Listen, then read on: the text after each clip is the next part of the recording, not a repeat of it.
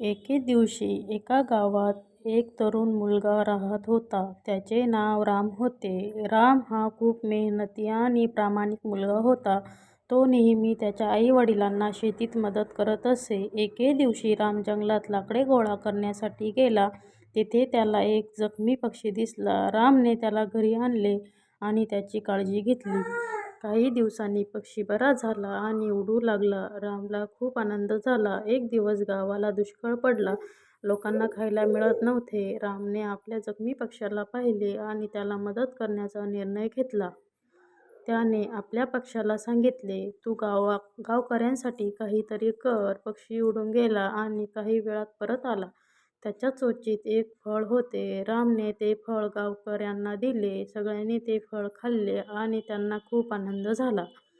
त्यानंतर रामने पक्ष्याला विचारले, "तू हे कसे केलेस?" पक्ष्याने उत्तर दिले, "मी जंगलात गेलो आणि माझ्या मित्रांना मदत मागितली. त्यांनी मला हे फळ दिले." रामला समजले की मदतीसाठी नेहमी कोणीतरी तयार असते. फक्त गरज असते ती मदतीचा हात पुढे करण्याची. तात्पर्य: या बोधकथेमधून आपल्याला शिकायला मिळते की गरजूंना मदत करणे खूप महत्त्वाचे आहे. जेव्हा आपण एकमेकांना मदत करतो, तेव्हा आपण सर्वांसाठी चांगले जीवन तयार करू शकतो.